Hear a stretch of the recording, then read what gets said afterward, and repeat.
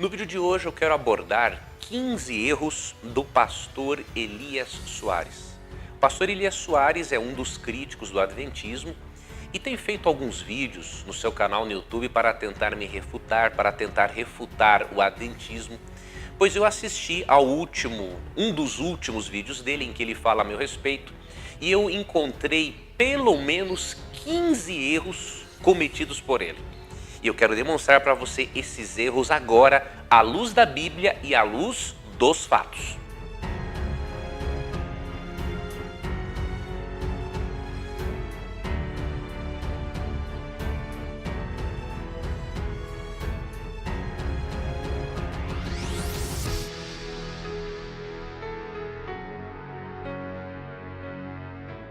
Antes de eu apresentar os 15 erros do pastor Elias Soares, eu queria convidar você que ainda não se inscreveu no Seminário de Educação Financeira Bíblica. Eu estou preparando um seminário e em breve eu lançarei este material para você, então eu gostaria que você, entre os links que estão aqui na descrição do vídeo, você acessasse o link do Seminário de Educação Financeira Bíblica para você se inscrever, eu ter o seu e-mail e poder lhe avisar das aulas. Faça isso agora, porque as vagas já estão acabando, tá bom? Vamos então para os 15 erros do pastor Elias Soares. Antes, eu quero dizer para você o seguinte, eu não vou ficar aqui na internet batendo boca com o pastor Elias e com ninguém, né? Eu não sou desse bate-boca, desse tipo de mimimi, um fala aqui, outro briga ali, outro responde aqui, outro responde acolá, não. Eu costumo ficar no campo das ideias e quando a pessoa tem dificuldade de ficar no campo das ideias e já parte para ataques pessoais, não tem um porquê de continuar o debate, né? Um debate assim, ele é totalmente improdutivo. Então, se o pastor Elias ater-se a argumentos, né, e não a pessoas, obviamente, em alguma outra oportunidade, eu poderia aqui dar mais respostas a ele, ok? Mas eu não vou ficar aqui em bate-boca, porque o propósito do canal é estudar a Bíblia seriamente. Ainda mais um cristão ficar de bate-boca, isso não é nem coerente com a nossa fé. Agora, o pastor Elias Soares demonstrou pelo menos 15 erros no vídeo que ele gravou a meu respeito e a respeito do adventismo. O primeiro erro é uma compreensão, ele demonstrou ter uma compreensão limitada do plano de salvação. Ele alegou que o meu argumento de que Cristo poderia desistir do plano de salvação em sua humanidade contradiz Apocalipse 13:8, que diz que o plano de Deus foi estabelecido antes da fundação do mundo. Essa alegação do pastor Elias revela uma compreensão distorcida, na verdade limitada, do plano de salvação. Mesmo que o plano de salvação tenha sido estabelecido por Deus desde a eternidade, isso não significa que não existissem riscos. Se não existissem riscos, entre eles o de Cristo desistir de morrer pelo ser humano, Satanás estaria sendo um idiota, né, um burro, em tentar levar a Cristo a cometer erros. Então é óbvio que o plano de Deus estava estabelecido, definido, mas riscos, mais do que natural existirem riscos no conflito entre o bem e o mal.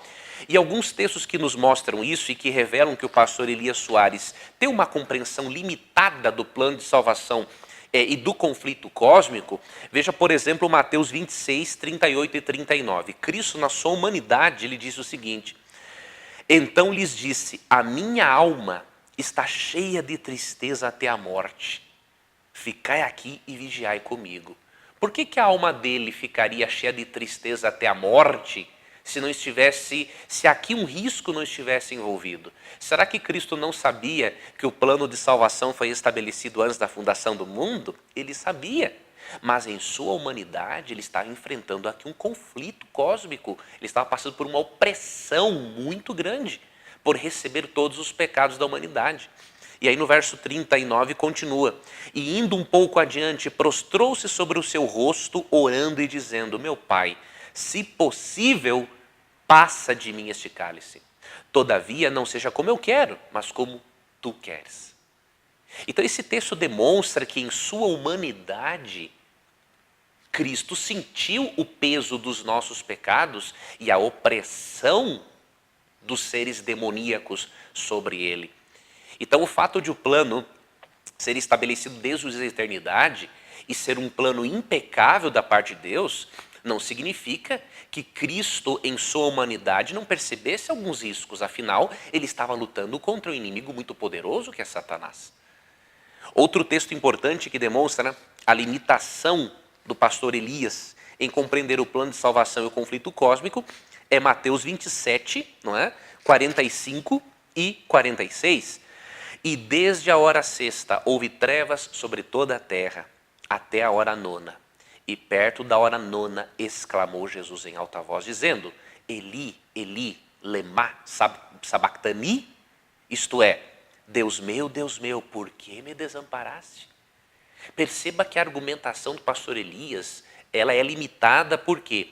Porque se Cristo não poderia desistir de morrer na cruz, de modo que Moisés e Elias tivessem de descer do céu, obviamente Cristo não teria sentido toda esta pressão interna e espiritual por receber os pecados da humanidade. Quando ele pergunta para Deus, Deus meu, por que me desamparaste? Ele está aqui recebendo, ele está sentindo uma eterna separação entre ele e o Pai, porque todos os pecados da humanidade estão sendo jogados sobre ele. E se ele não estivesse sentindo um risco aqui, não teria lógica esse tipo de declaração. E muito menos teria lógica em Cristo ficar profundamente triste até a morte. Né? Então perceba, o plano de Deus era perfeito, mas em sua condição humana, Cristo poderia desistir. Quando ele disse no Getsemane, Pai, se possível, passa de mim esse cálice, porém não seja como eu quero e sim como tu queres. Se ele quisesse, na sua condição divina, ele poderia, eu quero acabar por aqui. E qual é o problema nisso? Se Cristo não pudesse mudar a ideia, então o pastor Elias está assumindo que existe a predestinação. E eu sei que ele não é um calvinista. Não é? Então, além de contraditória a argumentação do pastor Elias, realmente demonstra uma compreensão limitada do plano de salvação. Tá? Segundo o erro do pastor Elias, e eu falo isso não para afrontá-lo, porque eu não gosto desse tipo de coisa, eu creio que um homem, para demonstrar a sua argumentação, ele não precisa afrontar ninguém. O pastor Elias demonstra um segundo erro, arrogância em certos momentos. Por quê? Ele chamou os teólogos mortalistas de desavisados. O que ele pressupõe? Que todo aquele que crê na mortalidade da alma é desavisado e que ele que crê na imortalidade da alma, ele é um dos que são avisados, diríamos assim. Isto revela certa arrogância. Por quê? Porque ele desconsidera toda uma erudição protestante e católica que crê na mortalidade da alma. Então, o pastor Elias não é obrigado a concordar com tais teólogos, mas o mínimo que ele deveria fazer é ter humildade em reconhecer que há uma erudição, inclusive moderna, que crê na mortalidade da alma. Então, por exemplo, neste livro aqui, que a Unaspres, a imprensa universitária adventista, está trabalhando para uma nova edição, neste livro aqui de Samuel Bacchiocchi, Imortalidade ou Ressurreição, uma abordagem bíblica sobre a natureza humana e o destino eterno, só neste livro o Dr. Bacchiocchi apresenta cerca de 1000 estudos de estudiosos protestantes e católicos demonstrando que a Bíblia não ensina a imortalidade natural da alma. Então, quando o pastor Elias diz que um teólogo mortalista é desavisado, ele está revelando, de certa forma, uma arrogância, porque é a mesma coisa que dizer que toda essa erudição citada aqui, todo mundo é desavisado. Agora, ele é um dos únicos avisados. Então, esse tipo de postura dele revela, sim, uma falta de humildade. Outra coisa, o pastor Elias, por eu ser um mortalista, ele me chamou de surdo, né, por não aceitar a argumentação dele. Isso demonstra também que o pastor Elias é uma pessoa que sabe criticar e não sabe argumentar. Né? Na retórica antiga, o chamado argumento, o ataque ad hominem, né, na verdade, ele é muito condenado na retórica antiga, porque quando você tem que apontar algo do seu adversário, é porque a sua argumentação é muito fraca. Só não percebe isso as pessoas, obviamente, que têm um nível cultural e intelectual mais limitado. Mas a pessoa que tem um nível cultural e intelectual um pouquinho melhor, ele já percebe, não é, que esse tipo de ataque, esse tipo de manifestação de argumento ad hominem, ou seja, foca no indivíduo ao invés de focar no argumento do indivíduo, isso é falta de retórica, isso é falta de argumentação, na verdade. Eu creio que o pastor Elias, para resolver este probleminha de arrogância, revelado em alguns momentos, obviamente não é sempre, ele deveria dar atenção a Provérbios 11, verso 2, que diz assim: vindo a soberba, virá também a afronta, mas com os humildes está a sabedoria.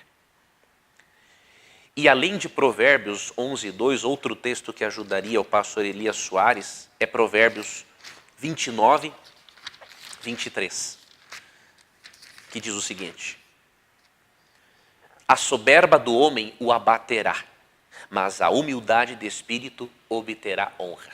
Se o pastor Elias quer ser um homem cada vez mais honrado, e eu sei que o é, mas se quiser ser cada vez mais honrado, tem que abater a sua soberba, um pouquinho da sua arrogância e permitir que a humildade tome conta da sua argumentação, dos seus atos. Por exemplo, eu estive num debate na RIT TV com o pastor Elias Soares a respeito da ressurreição ou não de Moisés. Eu tive o mesmo debate com o pastor Carlos Augusto Vailate. Debatemos o mesmo assunto. E obviamente que o pastor Elias, descontente, porque a argumentação que eu apresentei no debate com o pastor Vailate foi muito mais bíblica, não é? E com comprovação inclusive erudita, ele quis marcar um debate também comigo e nós debatemos, não tem nenhum problema a respeito disso. Mas uma coisa é que eu percebi a diferença entre os debatedores. Eu não sou melhor do que ninguém, eu sou um miserável pecador, mas a diferença é que enquanto o pastor Vailate, na argumentação contra a ressurreição de Moisés, ficou no argumento, o pastor Elias foi para ataques pessoais, né? Manifestações excessivas de raiva. Então isso demonstra também, né, que o pastor Elias precisa permitir que esses textos de Provérbios abatam um pouquinho a arrogância dele. Pastor, por exemplo, Vailate, extremamente educado, e faço inclusive questão de destacar que o pastor Vailate, uma das suas obras, uma obra muito interessante que ele tem, uma obra que nos ajuda a nos prepararmos cada vez mais para refutarmos o calvinismo na crença da dupla predestinação. Eu até vou deixar aqui um link na descrição do vídeo para esta obra do pastor Vailate. Eu gostaria, inclusive, de promover aqui agora alguma obra do pastor Elias, mas eu não posso fazer, porque o pastor Elias ainda não tem a humildade do pastor Vailate em saber discutir ideias ao invés de discutir pessoas. Terceiro erro do pastor Elias é querer aparecer muito. Quando você percebe o pastor Elias em alguns debates, ou nesse tipo de vídeo que ele gravou a meu respeito, o pastor Elias tem a tendência de querer aparecer mais do que as pessoas. E, inclusive, ele aparece mais do que os seus próprios argumentos. Isso não é legal, pastor. Você deveria lembrar de João 3,30. Lá João Batista disse o seguinte: importa que ele, Jesus, cresça e eu diminua. Então o pastor Elias, para evitar este erro, ele deveria fazer com que Cristo aparecesse mais nos seus debates do que ele mesmo. Tá? Quarto erro do pastor Elias é ignorar as fontes que disponibilizei no meu e-book a respeito da ressurreição de Moisés. O pastor Elias, ele ignorou, né, fontes que eu apresentei, não adventistas, que creem também que Moisés apareceu para Jesus no Monte da Transfiguração num corpo glorificado. Não deveria se fazer isso, né? O pastor Elias, nos seus vídeos, não deveria destacar que a ressurreição de Moisés é uma crença adventista ou de Ellen White. Ele deveria ser um pouquinho mais, diríamos assim, transparente com o seu público. Ele deveria demonstrar para o seu público que, inclusive, autores não adventistas creem como nós, né? Ele deveria fazer isso. para o seu público perceber que a questão da ressurreição de Moisés não é uma doutrina simplesmente adventista. Veja algumas das fontes que o pastor Elias negou, né, ao comentar sobre a ressurreição de Moisés. Por exemplo, no meu e-book, em que eu escrevi um e-book sobre a ressurreição de Moisés, disponibilizando para as pessoas alguns dos argumentos que eu usei para provar que o pastor Elias estava totalmente equivocado em sua argumentação, eu coloquei neste e-book, inclusive, uma citação da Bíblia Apologética de Estudo. A Bíblia Apologética de Estudo é uma Bíblia, obviamente, que combate o adventismo, considera o adventismo uma seita, mas na argumentação acerca de Mateus capítulo 17, os próprios editores da Bíblia Apologética, mesmo que alguns deles neguem a ressurreição de Moisés, aqui na página 928, na nota de rodapé referente a Mateus capítulo 17, verso 3, quando eles argumentam aqui que os espíritas utilizam-se de Mateus 17, 3 para falar da comunicação com os mortos, aqui no item 5, no tópico 5 da argumentação da Bíblia Apologética, que combate o adventismo, olha o que eles dizem. O diálogo ocorreu entre Jesus, Elias e Moisés em corpos glorificados. Então, aqueles que combatem o adventismo e combatem a ressurreição de Moisés, na Bíblia Apologética, talvez por um engano, ou por um desvio, ou porque se contradizem mesmo, afirmam claramente aqui que Elias e Moisés apareceram a Jesus em corpos glorificados. O pastor Elias deveria informar isso ao seu público. Seria importante também que o pastor Elias não negasse uma outra fonte. Tem uma outra fonte interessante que eu coloquei no meu e-book, que ele não fez questão de mencionar, por algum motivo, esta Bíblia aqui, ó. Bíblia de Estudo, Defesa da Fé. Essa Bíblia também não concorda com o adventismo em várias doutrinas, inclusive apresenta aqui algumas coisas contra o adventismo, mas a Bíblia de Estudo, Defesa da Fé, ela é publicada pela CPAD, né? Casa Publicadora das Assembleias de Deus, né? E o pastor Elias Soares tem uma familiaridade muito grande, obviamente, com a CPAD. Ele é um pastor evangélico. Agora, o pastor Elias não informou ao seu público que, inclusive, a Bíblia de Estudo Defesa da Fé, ela também apresenta a possibilidade de Elias, de Moisés, estar com o seu corpo glorificado. Você percebeu? Ele apresenta a doutrina como sendo adventista, uma heresia de Ellen White, mas ele não menciona, né, que faz parte de uma citação, que faz parte de uma nota de rodapé da Bíblia, da CPAD, da sua própria denominação religiosa, este comentário. Então, comentando Mateus 17, 1 a 13, aqui na página 1506, veja o que diz aqui a Bíblia de Estudo Defesa da Fé, da CPAD. Os espiritualistas e os médiuns que passam por transes referem-se a esses versículos como um exemplo de comunicação com os mortos.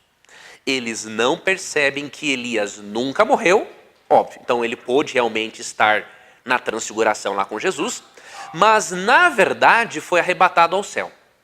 Judas 9 sugere, veja, eles estão pelo menos admitindo a possibilidade, sugere que o corpo de Moisés foi provavelmente levado ao céu, colocando-o em uma categoria exclusiva. Então, como é que o pastor Elias não informa isso? Então, este é um quarto erro do pastor Elias. Ignorar fontes que disponibilizei no e-book, como se eu não tivesse, por meio de fontes não adventistas, já demonstrado a fraqueza da argumentação dele. Juntamente com este quarto erro do pastor Elias, vem o quinto, que é ganhar views de uma maneira não cristã. O pastor Elias e outros críticos perceberam que falar mal do adventismo dá ibope. Mas o problema é o seguinte: se você quer discordar do adventismo, você precisa fazer de uma forma coerente e honesta, né? Então, por exemplo, se existem autores que pensam como os adventistas, por que apresenta-se só o adventismo como crendo naquilo para dar às pessoas a impressão de que o adventismo é herético? Isso não é correto de se fazer. tem que buscar-se sim views para o seu canal no YouTube, mas da forma correta, não transgredindo o Êxodo 20:16, que diz assim: não dirás falso testemunho contra o teu próximo. Um sexto erro do pastor Elias é querer vender os seus livros a qualquer custo. Você percebe que o pastor Elias fala mal do adventismo, ignora certas fontes, porque ele quer vender os seus livros a qualquer custo.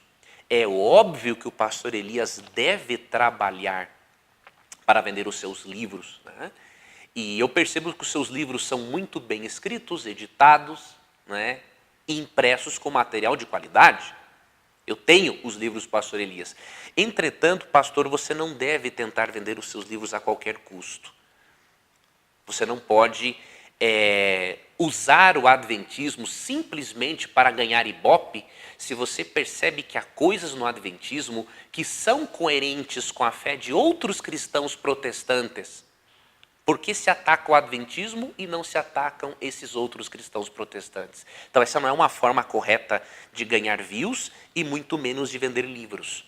Então, para você evitar este problema de vender livros a qualquer custo, eu vou deixar o texto para o pastor de Provérbios, capítulo 22, versículo 1. O bom nome, ou melhor, mais digno de ser escolhido é o bom nome do que as muitas riquezas.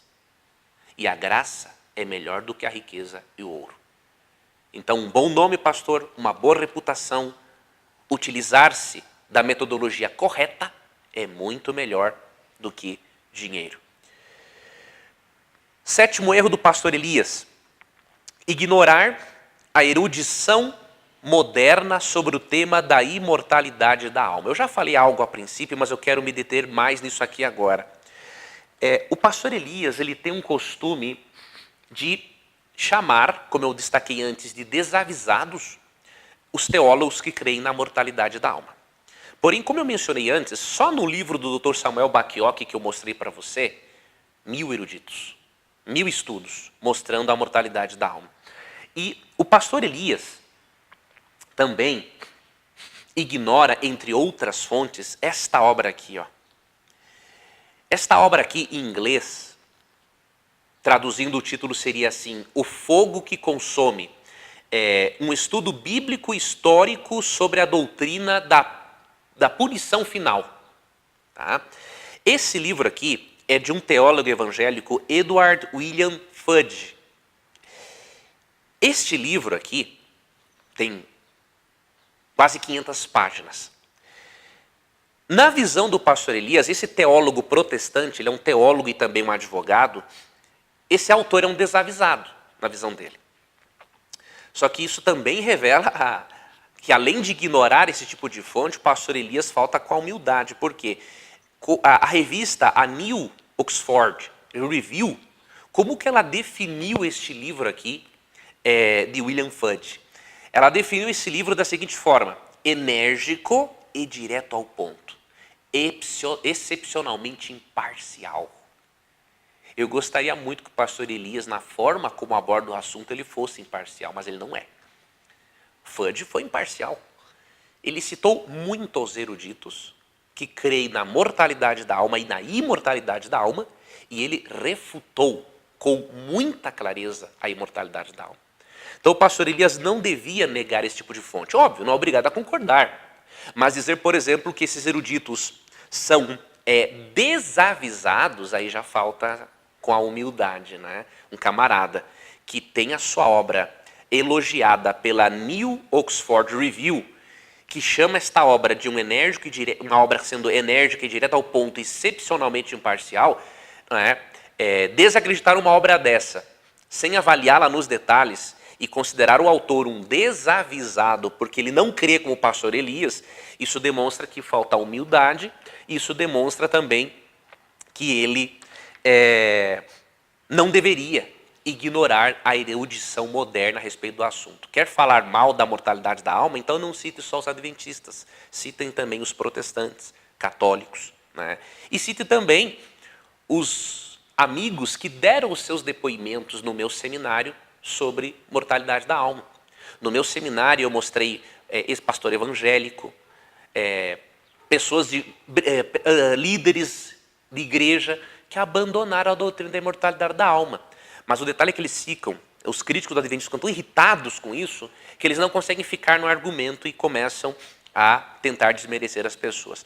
Oitavo erro do pastor Elias Soares, não ter visto tudo o que eu disse sobre alma. Né?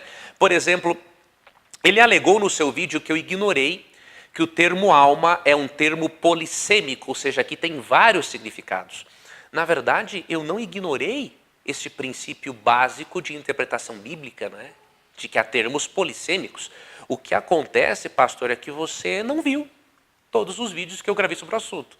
Então, se o pastor tivesse assistido ao seminário que eu preparei sobre imortalidade da alma, perceberia que eu apresentei o termo alma como sendo polissêmico. Né? Então, para o pastor Elias ver realmente tudo o que eu disse sobre o assunto e não cair neste erro de citar apenas parte do que eu disse, aqui na descrição do vídeo eu vou deixar novamente o link do meu seminário para quem sabe ele possa assistir e perceber os vários significados para o termo alma que eu apresentei no meu seminário. Então o pastor Elias não deveria tirar uma conclusão a respeito de um vídeo isolado meu, né? Desconsiderando tudo mais o que eu falei. Nono erro do pastor Elias Soares, não ler atentamente os textos que ele usa a favor da imortalidade da alma. O pastor Elias citou no seu último vídeo, pelo menos alguns textos, não vou comentar todos agora, mas, por exemplo, um deles, que ele não leu com atenção, é Mateus 10, 28. Ele citou Mateus 10, 28 para alegar que existe uma alma imortal no ser humano.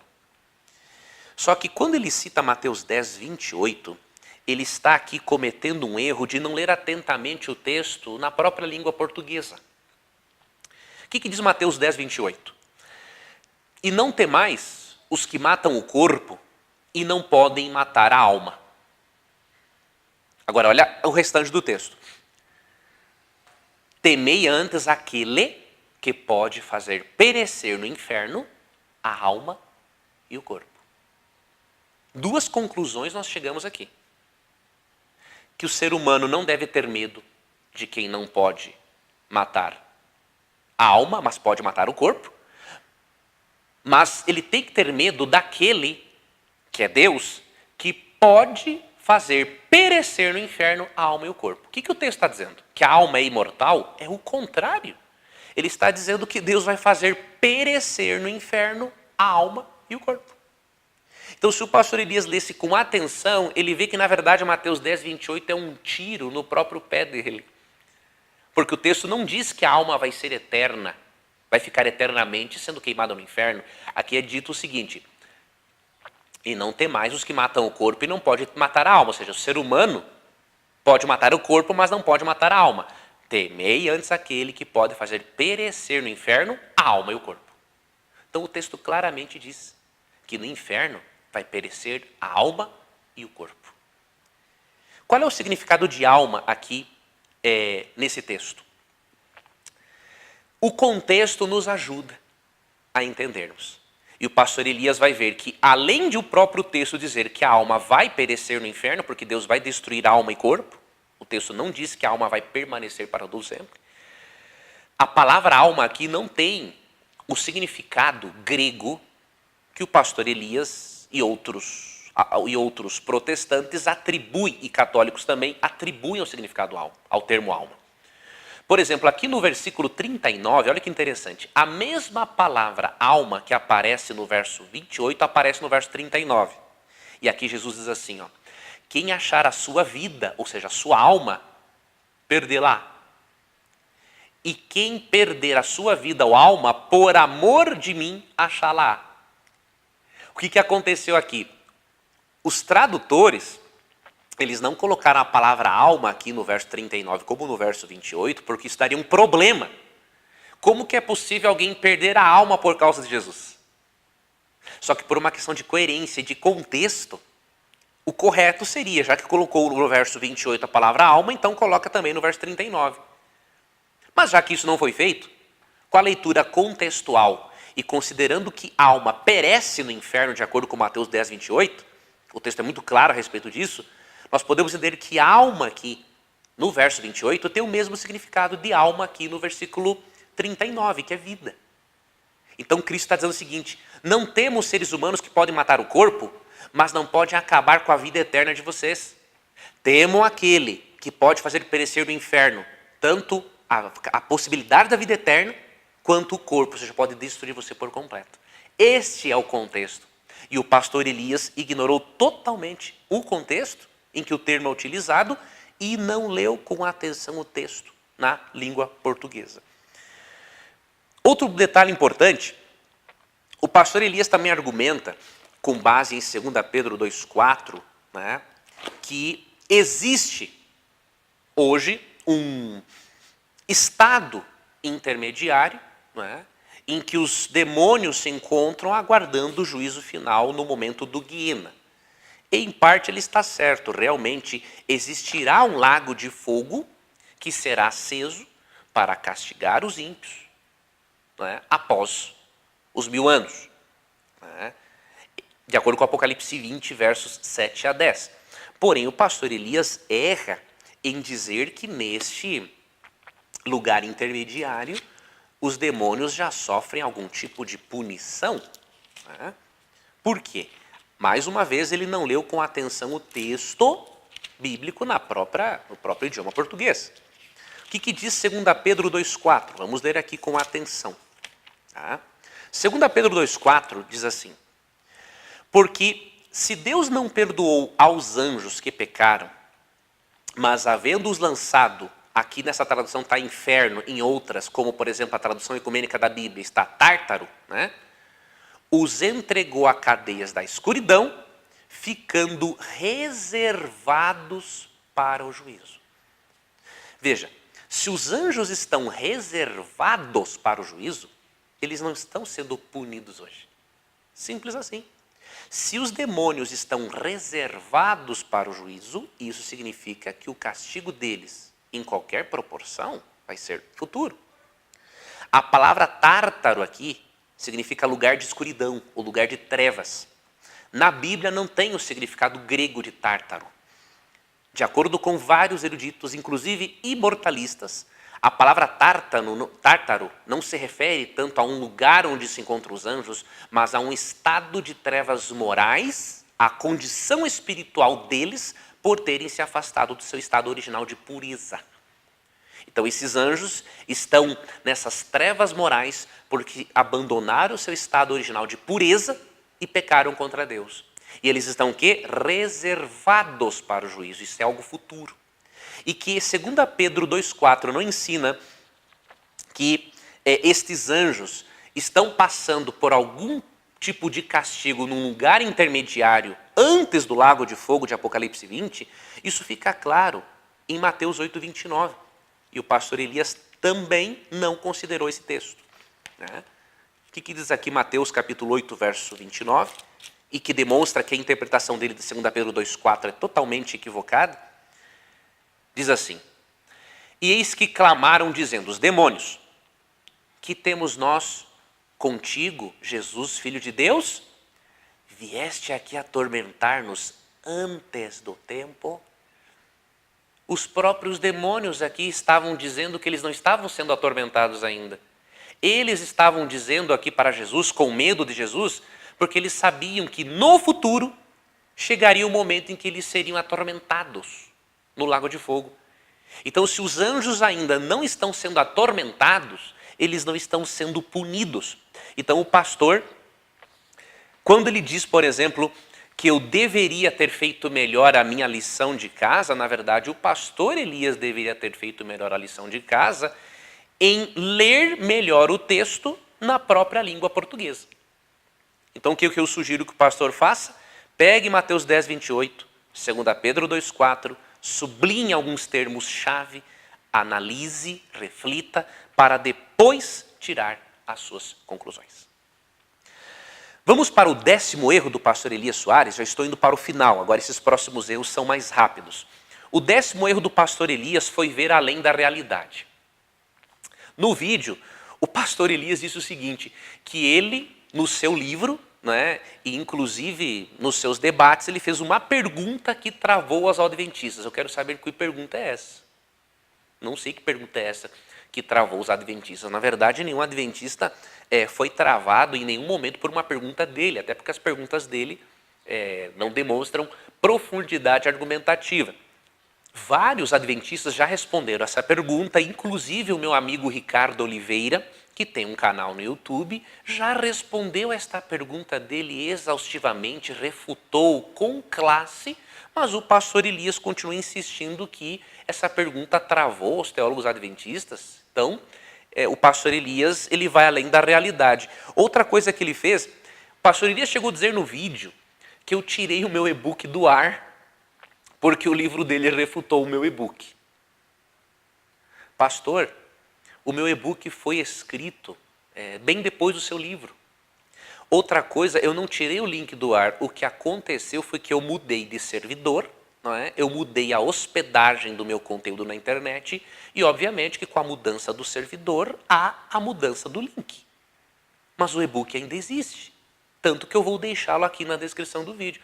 Então o pastor Elias, quando alega, não é, que eu tirei porque ele refutou o meu e-book, com respeito, pastor, o senhor viajou bastante, né? Eu não tirei o e-book do ar. Outra coisa, o pastor disse que nós fizemos uma comitiva para refutar o livro dele. Nós não fizemos comitiva nenhuma. O que eu fiz foi mandar usar no e-book os argumentos que eu usei no debate com o pastor Vailate, com o pastor Elias. Soube que o meu amigo e irmão Marcos tinha alguns artigos do assunto, o Sérgio Monteiro tinha alguns materiais sobre o assunto, o Ricardo tinha, eu reuni aquilo e fiz um e-book. Nós não fizemos comitiva nenhuma. Né? Não há necessidade de fazer comitiva para refutar o seu livro, pastor, com todo respeito, né? Mas não há necessidade disso. Amigos, eu vou parar por aqui. Até o momento eu apresentei 10 erros do pastor Elias Soares. No próximo vídeo eu vou apresentar mais erros, né, para você perceber a incoerência argumentativa dele, e também vou dar uma resposta ao debate que ele propôs comigo. Então, não deixe de assistir o próximo vídeo, assine o canal, ative as notificações, porque esses 2 vídeos em resposta ao pastor Elias, além de lhe mostrar a incoerência argumentativa dele, vão lhe ajudar a você se preparar ainda mais para ajudar a outros irmãos sinceros que precisam ter contato com a verdade bíblica. E se você ainda não se inscreveu no Seminário de Educação Financeira Bíblica, se inscreva agora também. E não se esqueça dos links que eu estou disponibilizando aqui na descrição do vídeo, inclusive o link do livro do pastor Carlos Augusto Vailate, que é um livro muito importante para lhe ajudar a entender do ponto de vista bíblico a doutrina da predestinação. Um abraço e até amanhã.